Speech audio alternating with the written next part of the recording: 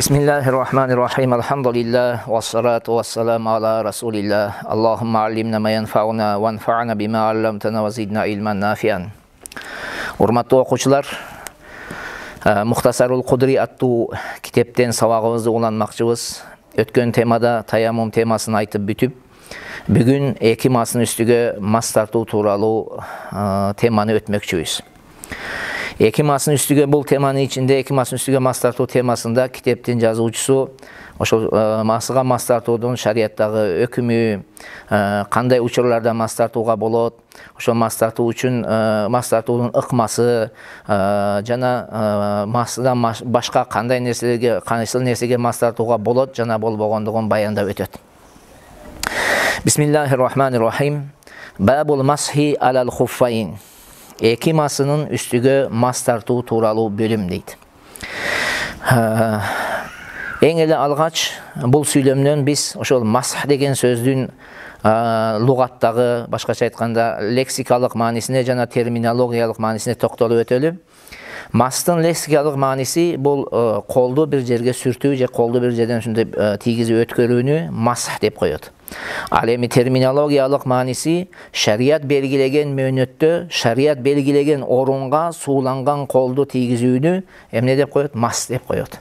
Шарият белгилеген мөөнөт бул төмөндө келет бир түнүкүн жергиликтүү адам үчүн же болсо мусафир үчүн 3 түнүкүн дегени, анан белгиленген орду дегенде бул жанагы буттун үстүнө, жанагы боо байлай турган жерде дейли, буттун үсткү тарабына мас тартууну айтат.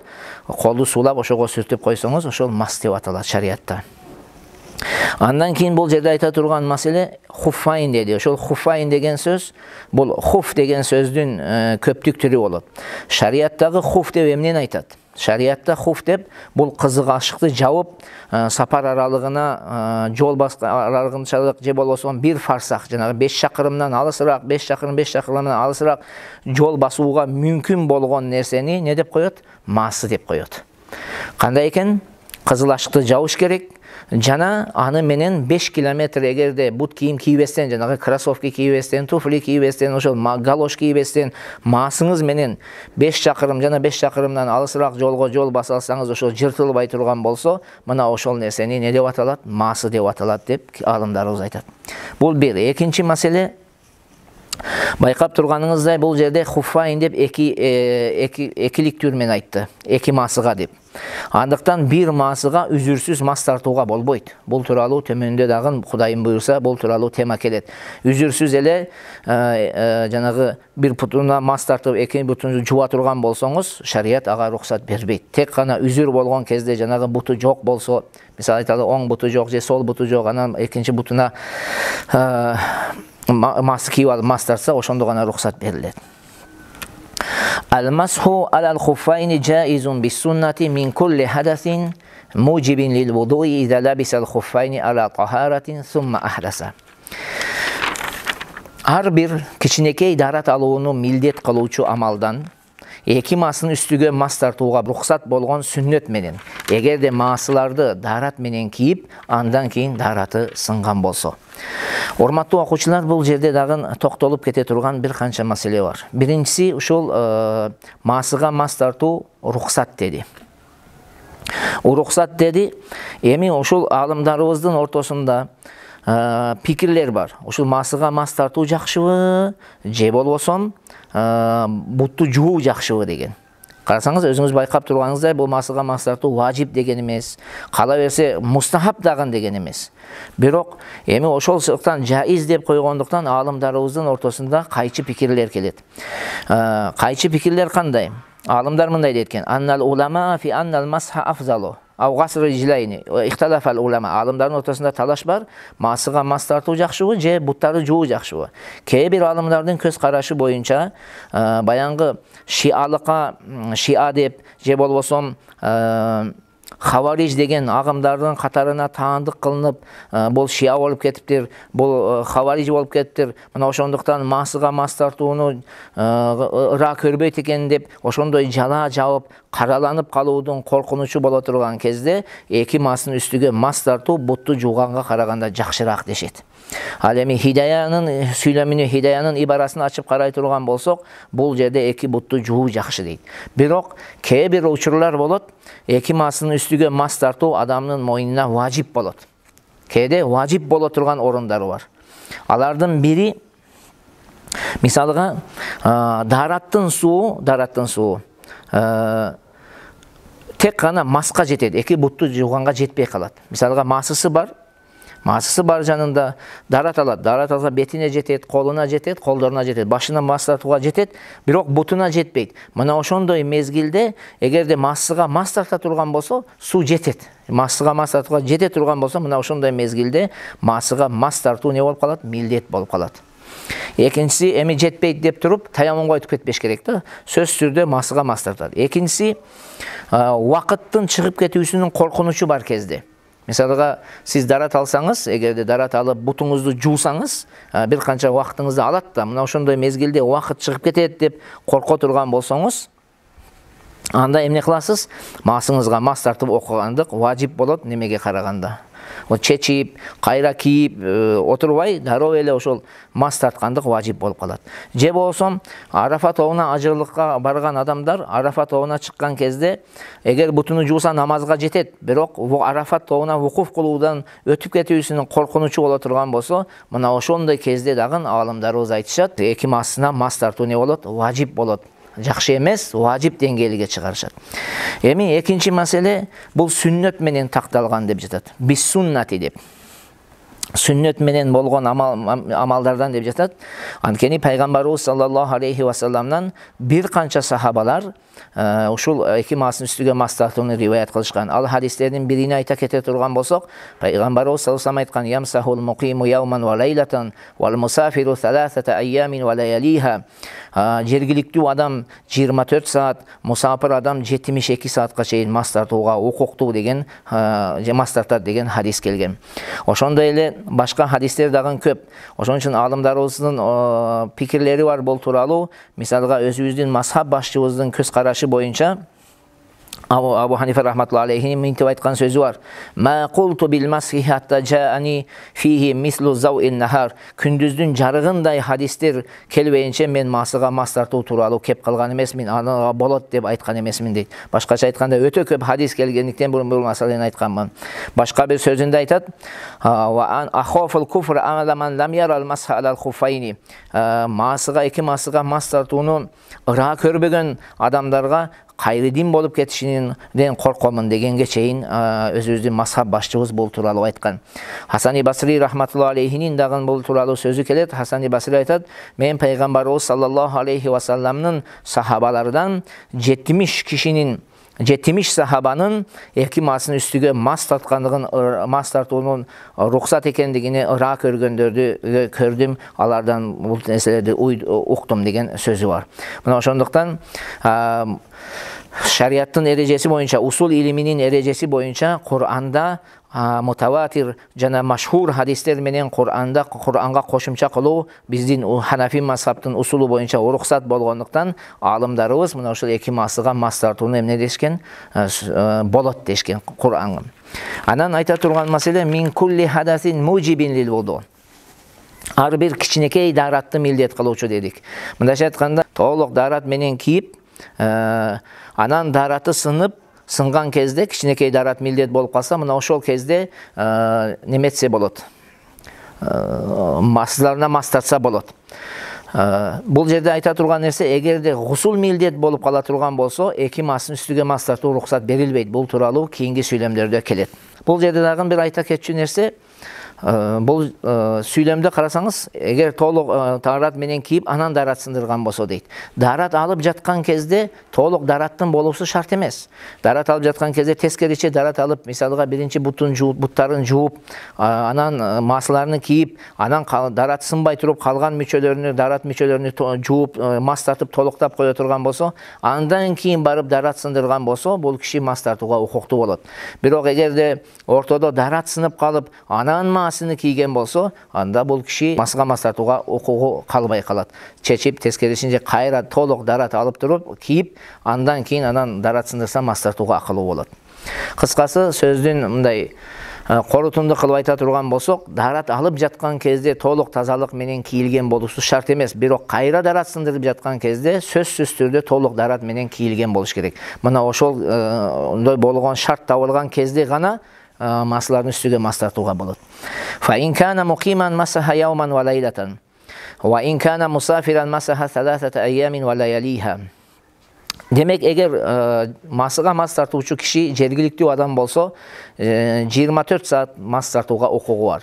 Al eми eğer masıga mas tartuvçu kişi musafir bolo turgan bolsa anda 72 saatga çeyin mas tartuuga ukuğu var. Eğer çeçpese 72 saat mas tartup жүрөбөсө боло берет. Wa ibtidauha aqibal hadas.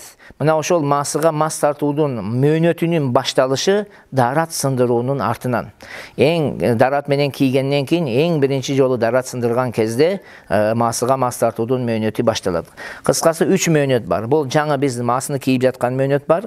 Анан даратыбыз сынган мөөнөт бар. Анан кайра жаңы дарат алган мөөнөт бар. Саат бар. Мына ошолордун ортоңгусунан башталат. Мисалга саат 6да эгерде дарат ала турган болсок, саат 9да даратыбыз сынып, кайра бер жак келип саат 1де дели пешинге дарат алсак, мына ошол саат 9дан башталат мөөнөт. 9дан 9га чейин жергиликтүү адам бир күн мас тартат, мусафир ошондой 9дан 9га чейин 3 күн мас тартууга укугу бар.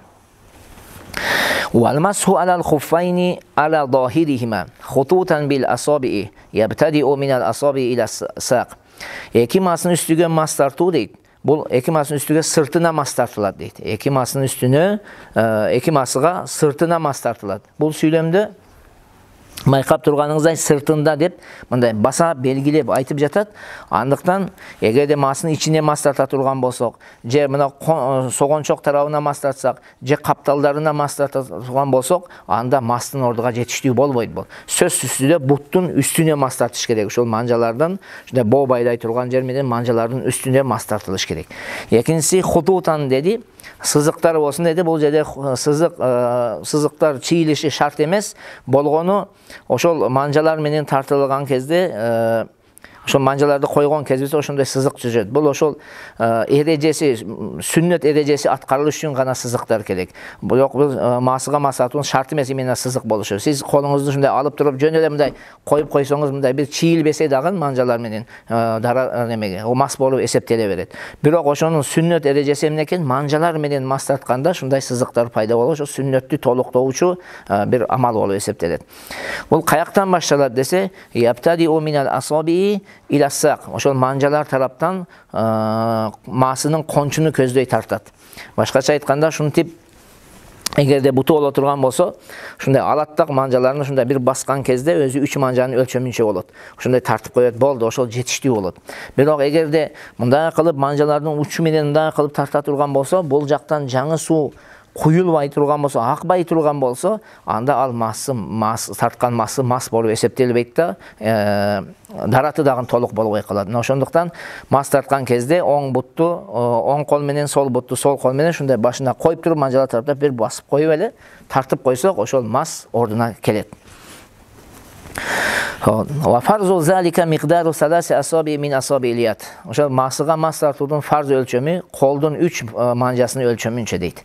Узуну жана туурасы колдун 3 манжасынын өлчөмүнчө болсо, ошол фарз толук болот. ولا يجوز المسح على خف فيه خرق كثير يتبين منه قدر 3 asabi الرجل. Буттун ичкичине манжасынын өлчөмүнчө көрүнө турган көп жыртыгы же болсо тешиги бар масыга мас тартууга болбойт. Байкап турганыңыздардай, бул жерде харкун кафирун көп жыртык деди, бирок ошонун сыпаты катарында ятабайяну минху деген сөздү баса белгилеп айтып кетип жатат. Жыртыктар, ошол тешиктер эки түр болот. Кээде узунуна болуп калышы мүмкүн, кээде туурасына болуп калышы мүмкүн. Айтор жанагы жыртыктан эгерде буттун 3 кичине манжасынча көрүнбөсө, ал масыга мас тартууну тыйбайт. Эгер көрүнсө тыят. Мына айтканда, балким бир узунуга мындай жыртык болот, тешиги болот. Эгерде мындай салсаңыз, 2 манжаңыз гана батат. 2 манжада өлчөмүнчө эле. Бирок жол баскан кезде мындай бүктөлүп, мындай ачылган кезде 3 манжадай көрүнүп калышы мүмкүн. Мына ошондой 3 манжадай көрүнүп калган кезде ал масыга мас тартууну тыят. Бирок эгерде тескерисинче кээде 3 манжа батып кетип, жыртык мындай туурасына болгон кезде 3 манжадай батат. Бирок астынан ичинен 3 манжадай көрүнбөй турган болсо, мындай жол басканыңызда мындай ачылып жабылбай 3 манжа көрүнбөй, 3 манжадан азыраак, мисалга 2 манжадай көрүнүп кала турган болсо, ал масыга мас тартууга болот.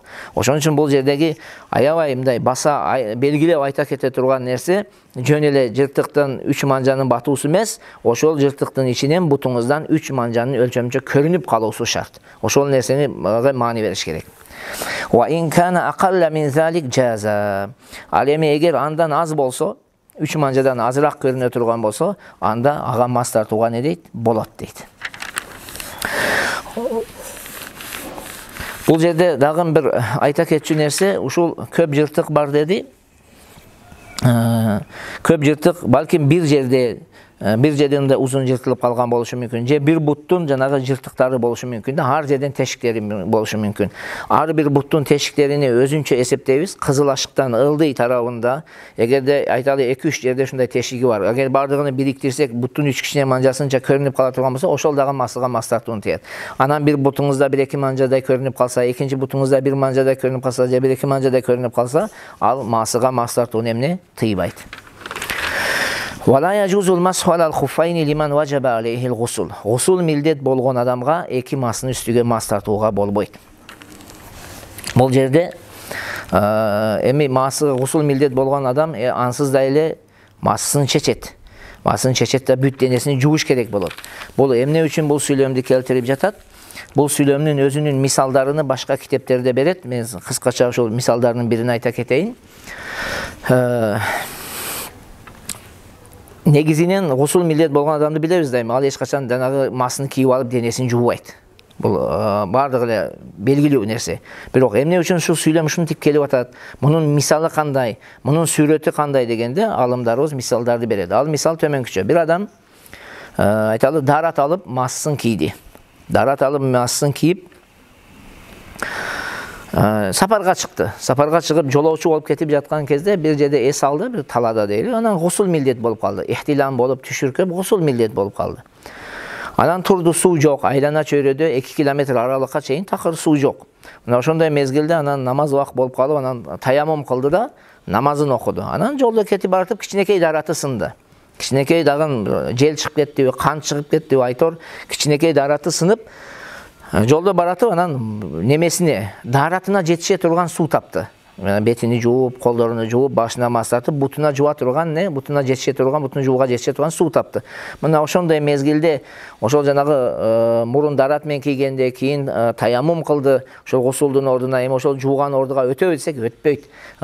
Кийинки жолу дарат алган кезде сөзсүз түрдө жана суу табып дарат алган кезде масыларын чечиш керек, анан буттарын жууш керек болуп калат. Мына мунун мисалы ушул. وَيَنْقُضُهُ الْمَسْحُ وَيَنْقُضُ الْمَسْحَ مَا يَنْقُضُ الْوُضُوءَ. Даратты бузган нерсе масыны дагы бузат дейт. Башкача айтканда бул даратты бузуучулар экиге бөлүнөт. Бири бар кайра мас тартууну гана милдет кылат, экинчиси бар буттарды жууду милдет кылат. Бул жерде азыр биринчи китептин жазуучусу кайра мас тартууну милдет кылуучу амалын айтты. Ал кайсыл экен? Даратты бузган нерсе, кайсыл нерсе даратты бузса, мисалга жел чыктыбы, масыга мас тартуу бузулат, кийин жаңы дарат алганыбызда кайра мас тартып коебуз. Эми масыга мас тартууну буттарды жууну милдет кылуучу экөөбү төмөнкүлөр. Ваянкудуху айдан назул хуффи. Жана дагы ошо масыга мастарын бузуучу амалдардын бири бул масыны чечүү.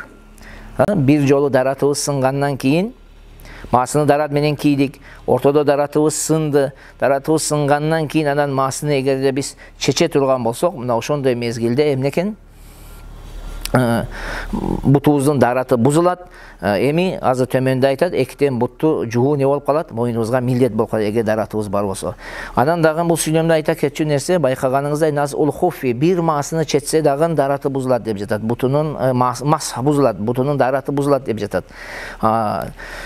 Себеби мындайча айтканда бир бутту жууп коюу, экинчи бутка мас тартуу деген болбойт. Бир өкүмдө же өкө теңине мас тартылыш керек, же өкө теңи жуулуш керек. Мына ушул жерде дана ошондой маселе. Масыга мас тартуу темасында эгерде бир масыны чечсек дагы, эктен масыны чечип бутту жуу мойнубузга эмне болуп калат? Милдет болуп калат. Андан кийин имуддиюл муддати, жана масты бузуучу амалдардын бири мөөнөттүн өтүүсү дейт. Башкача айтканда, ошо жергиликтүү адам бир түнүкүн мас тарткандан кийин бир доли секунд өтө турган болсо, бутубуздун дараты бузулат. Бузулгандан кийин эмне кылышыбыз керек эми?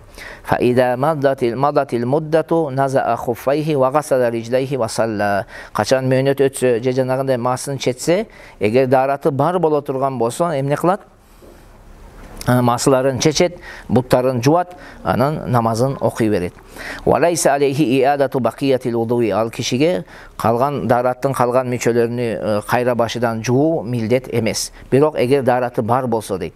Ал эми эгерде дараты жок абалда масыга мас тартуунун мөөнөтү бүтүп калса, же масынын чече турган болсо, анда даратты толук кайра башыдан алуу милдет болуп калат. Андан кийин мындан тышкары дагы бузуучу амалдар бар. Ал жанагы масыны чечүү эмес, масынын жанагы таманнын көпчүлүк бөлүгүнүн, жанагы масынын кончуну көздөй чыгуусу дагы эле эмне кылат? Масты бузат. Ошол эле жанагы масты чечүүдүн катарына кирет. Ал эми эгерде жанагы масты кең болуп, жанагы согон чогумда кирип чыгып турса, ал даратты эмне кылбайт? Масыга мас тартууну бузбайт.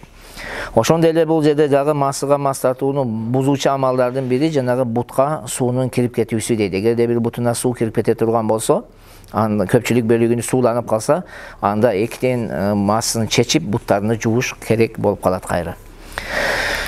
ومن ابتدأ المسح وهو مقيم فسافر قبل يوم وليلة مسح تمام يوم 3 أيام ولياليها. Kimde kim жергиликтүү болгон абалда масыга мас тартууну баштаса, андан кийин сапарга чыкса бир түнүкүн болуудан мурун, анда 3 күндү не кылат? Толуктайт дейт. Башкача айтканда, бул жерде 2 сүрөт бар. Азыр бардыгын окугандан кийин айталы. Ва ман ибтада ал-масха ва хува мусафирун. Сумма aqama fa in kana masaha yawman wa laylatan aw aksara lazimahu naz'u khuffayhi wa in kana aqalla minhu tammama masaha yawmin wa laylatin. Эми кимде ким мусафир болгон абалда дейт, масыга мас тартууну баштаса, андан кийин үйүнө келип жергиликтүү болуп калса, демек карайбыз дейт. Эгерде бир түнүкүн же андан көп мас тартып жүргөн болсо, анда масыларын чечет дейт. Жанагы жокоруда айтканыбыздай бутун жуат дейт. Ал эми эгер бир түнүкүн боло элек, бир түнүкүнө азыраак мас тартып жүргөн болсо, анда ошол бир түнүкүндү толуктайт дейт. Жалпысынан ушул 2 сүйлөм, 3 сүйлөмдө 4 мисал бар. Себеби жергиликтүү адам же бир түнүкүндөн мурун, же бир түнүкүндөн кийин сапарга чыгып кетет, же болбосо мусафир бир түнүкүн болуудан мурун, же бир түнүкүн болгондон кийин кайра үйүнө келип жергиликтүү болот. Эми биринчисине, мисалга биз айттык, жанагы дарат сындырган убакыттан башталат дедик. Бүгүн саат 6-да кийип, саат 9-да дараты сынды. Эртеси саат жергиликтүү адам эртеси саат 9-га чейин мас тартууга укугу бар эле. Бирок эртеси саат 9 боло элек, саат айталы 7-де же 8-де дейли, сапарга чыгып кетти. Сапарга чыгып кетти, болду. Ошол күндү толуктайт 1 саат, андан тышкары дагы 48 саат мас тартат. Жалпы 49 саат мас тартат. Бирок эгер эртеси саат 9 болгондон кийин анан сапарга чыгып кете турган болсо, анда масын чечет да, эмне кылат? Буттарын жууп, эгер дараты бар болсо, буттарын гана жуат да, 3 түнүкүн жана 72 саат жаңы мас тартууга акылуу болуп калат. Биринчи мисалда байкаганыңыздардай, ошол бул жактагы бир күндү толуктап, андан кийин дагы 2 күн мас тартты. Ал эми мусафир дагы ушул эле акыбалда. Же бир түнүкүндөн мурун жергиликтүү болот, же бир түнүкүн болгондон кийин дедик. Эми караңыз, эгер бир түнүкүн болуудан мурун сапар Оштон Бишкекке келип калды самолет менен. Айталы саат 9-да бүгүн мусафирга сапарга чыгам деп бир адам масыны дарат менен кийди, саат 9-да дараты сынды. Эртеси саат 9 боло элек, айталы саат 8-деби, 7-деби, 6-дабы келип Бишкекке өзүнүн жашай турган жайына жетти дейли, жашаган жерине. Мына ошол канча саат, ошол биринчи күндөн канча саат калган болсо, ошол сааттарды толуктап коет. Эгер 6-да жеткен болсо, 3 саат дагы мас тартууга укугу калат. Ал эми эгерде бир түнүкүн болгондон кийин анан жергиликтүү болуп калса, кайра өзүнүн мекенине Бишкекке келе турган болсо, анда ал киши эмне кылат? сөзсүз түрдө маасыларын чечет да, дараты бар болсо буттарыны жууп коет дейт. Wa man labisal jurmuqa fawqal khuffi masaha alayhi. Kimde kim jurmuqtu maasынын üstүнөн кийсе, ошол журмукка мас тартат дейт. Бул жерде биринчи ошол журмук деп эмнени айтат? Алымдарыбыз айтат, журмук деп ма юлбасу фawqal khuffi wa saquhu aqsaru minal khuff. Ал маасынын үстүнөн кийле турган нерсе болгону анын кончу маасынын кончусуна караганда не болот? Кыскараак болот дейт. Биз конч деген сөздү көп угабыз, конч деп жанагы маасынын жанагы кызылашыктан жокор жагыны жаап турган жерине конч деп коет. Мына ошонусу немеге караганда кыскараак дейт. Кыскасы маасынын үстүнө кийилген нерсеге мас тартууга эмне экен болот. Бирок шарты бар. Шарты эмне? Экөө биринчиси ошол журмукта журмук өзү дагы жанагы маасынын сыпаттарындай сыпатка ээ болуш керек. Башкача айтканда, калың болуш керек, ичине суу өтүп кетпегидей, өзү тик тура алыш керек. Анан 5 чакырымдай жол баса турган болсоңуз, ошондо не жыртылбай турган 5 чакырымдай жол жыртылбай турган деңгээлде калыңдыгы болуш керек. Мына ошондой болгон сүрөттө гана рухсат берилет. Жанагы журмукка өзүнө дагы мас тартсаңыз болот, анын мастын үстүнөн кийип алып туруп дагы ага мас тартылса эмне экен болот. Ошон үчүн журмук дегенде дароо эле жанагы жукка бир нерсе деп ойлобойлу. Журмукта мас тартууга рухсат болуу үчүн маасынын сыпатындай сыпат болуш керек. Экинчи шарты. Журмукка мас тартуу үчүн ортодо дарат сынбай туруп, маасыны кийгенден кийин ортодо дараты бузулбай туруп, дароо неме кийилген болуш керек. Журмук кийилген болуш керек. Маасыны дарат менен кийдиңиз, дароо үстүнөн кийип алган болсоңуз, ошондо гана ана рухсат берилет. Анан ортодо эгер маасыны кийдиңиз, даратыңыз сынды, анан журмукту кийип алып, мен ага мас тартам десеңиз жарабайт. Бул бир. Экинчи маселе, китептерде шарттарда мындай дейт. Валау наза ахаду муқайхи ба'дал масхи алейхима ваджаба масхул хуффил бади ва иядатул масхи алал журмук. Эгерде эки журмуктун маасынын үстүгө кийилген нерсенин бирини чечип салса, анда баянгы масыга мас тартуу важип болот, экинчиси чечилген эмес, анын үстүнө мас тартып коюу милдет болот деген сүйлөмдү айткан. Вала яжузул масху алал жаврабайни илля ан якуна мужалладайни ау мунaalайни. Абу Ханифа рахматуллахи алейхинин көз карашы боюнча эки пайпака асты үстүндө же астында териси болсо гана мас тартууга болот дейт. Жаврап деген сөз, бул пайпакты айтабыз биз кыргыз тилине которгон кезде. Абу Ханифа рахматуллахи алейхи бир риваятта өлгөнүнө 7 күн калганга чейин, башка бир риваятта өлгөнүнө 3 күн калганга чейин ушул пикирде болгон. Пайпакка качан мас тартууга болот дейт? Асты үстүндө тери болсо же астында териси бар болсо гана рухсат берилет дейт. Ва кала яжузу иза кана сахинайни ла яшиффани. Ал эми эки имамдын көз карашы боюнча, эгерде сахин, анан сахин болушса, сахин дегендин мааниси канчалык деңгээлде сахин десе, анын катуулугу, калыңдыгы эмнедей болсун дейт? Жанагы өзү бирдекемен байлабастан шыйракка өзү мындай тик тура ала тургандай калың болуш керек дейт. Катуу калың болуш керек дейт. Ал эми экинчиси ла яшиффани дегендин мааниси анын асты көрүнбөсүн дейт. Мына ошондой калыңдыктагы калың болуп туруп өзү катуу мындай тик тура турган болсо, ошол нерсеге мас тартууга болот дейт. Ошондой пайпакка мас тартууга болот дейт. Бул жанагы бизде кийизден жасалган жана валинка сыяктуу нерселерге мас тартуунун болгондугун айтмакчы. Эми бул жерде кебирлер азыр учурда бул жөнөкөй эле мына Абу Ханифа рахматуллахи алейхи өлгөнүнө бир риваятта 7 күн, бир риваятта 3 күн калганда мас тартууга болот, пайпакка мас тартууга болот деген бул Ханафи мазхабтагылар аны жашырышат, тияк-бияк деп жалган сөздөрдү айтышат. Абу Ханифа рахматуллахи алейхи ооба сөзүдөн кайткан, бирок ал кимдин сөзүнө кайткан? Шакирттеринин сөзүнө кайткан. Шакирттеринин көз карашы боюнча ошол пайпакка мас тартуу үчүн шарттар коюлган. Ал шарттар кандай экен? Калың болсун, калың болуш керек. Шыйракка өзү тик туруш керек. 5 чакырымдай аралыкка жол баса турган болсоңуз жыртылбаш керек. Мына ошондой мезгилде гана эмне экен? Мас тартууга болот. Агер ушул сыпаттардын бири табылбай турган болсо, анда мас тартууга шарият рухсат бербейт. Вала яжузул масху алал имамати вал калансуати вал буркуи вал куффазайни. Селдеге, допуга, паранжага, колкапка, орустар айтканда перчаткиге мас тартууга не болбойт. Ва яжузу алал жабаири ва иншаддаха ала гайри вудуин.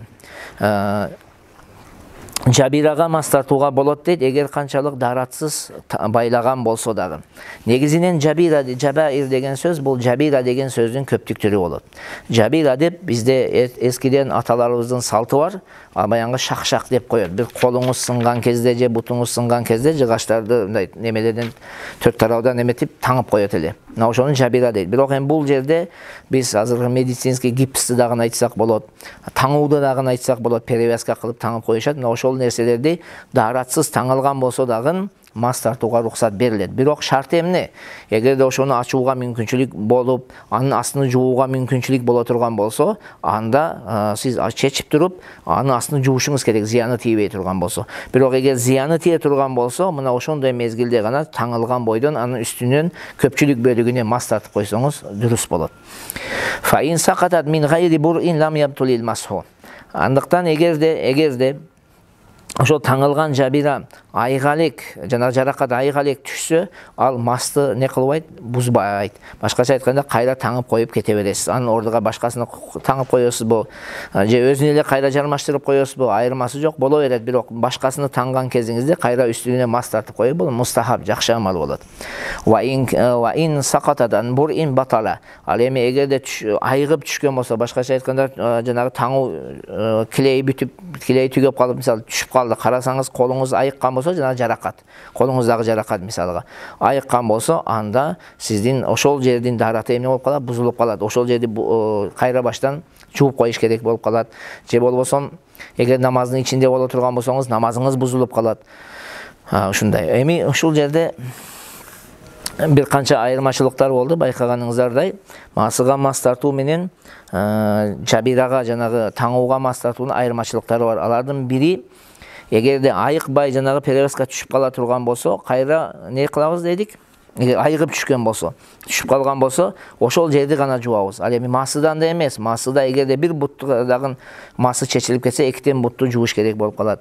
Экинчиси, эгерде айыкпай туруп түшкөн болсо, кайра баштан таңып кое берет да, кайра баштан мас тартуу милдет эмес. Ал эми масыга мас тартууда андай эмес. Эгерде бутуңуз жанагындай чечилип кете турган болсо, сөзсүз бутуңузду кайра баштан жуу не болуп калат, милдет болуп калат. Үчүнчүсү, эгерде жабирага мас тартууда мөөнөтү жок. Айыкканга чейин тарта бересиз. Ал эми масыга мас тартууда мөөнөт коюлган, мисалга жергиликтүү адамга 1 түнү күн, мусафир адамга 3 түнү күн деп. Төртүнчүсү, эгер даратсыз байлаган, таңган болсоңуз да эле буга мас тарта берсеңиз боло берет. Ал эми масыга мас тартууда сөзсүз түрдө эмне менен эле, дарат менен кийилген болушу шарт эди. Мына ошентип китептин ээси бир канча маселелерди баяндап өттү. Эми корутунду кылып айта турган болсо, урматтуу окуучулар, масыга мас тартуу рухсат болуу үчүн эң биринчиси дарат менен кийилиш керек. Экинчиси, жанагы мас тартууга тоскоол боло турган деңгээлде тешик, жыртыктардан бош болуш керек. Ал канчайда 3 манжанын өлчөмүндөн аз болуш керек. Үчүнчүсү, байлабай туруп, өзү жанагы бутуңузга тик туруш керек, бир нерсе менен байлабай туруп. Төртүнчүсү, суу бутуңузга өтүп кетпей турган деңгээлде калың болуш керек. Анан бешинчиси, ошол бутуңуздун жанагы 3 манжанын өлчөмүнчө бутуңуздун алды тарабынан бар болуш керек мастын ичинде. Эгерде бутуңуздун ичинде ошол мастын өлчөмүнчө калбай, жанагы бут мисалга айталы инвалид болуп, жанагы түйүдөн, мындай кызылаштыктан немеден, манжалардын үстүнөн дейли, мындай буту байлай турган жерден кесилип кеткен болсо, мас тарта турган жерлер бүт кесилип жок болгон болсо, анда ага сиз мас тарта албайсыз. Анын бер жагын жуушуңуз керек болот. Мисалы, согончоңуз менен кызылашыгыңыз гана калды дейли, бутуңуздун асты тарабы эми кесилип кеткен болсо, кандайдыр бир себеп менен, же болбосо жанагы немеден кызылаштан кесилип кеткен болсо, анда ага бир жасалма бир нерсени кийип алып, ага мас тартууга эмес, рухсат берилбейт. Аллах Таала туурасын билүүчү. Ассаламу алейкум ва рахматуллахи ва баракатух.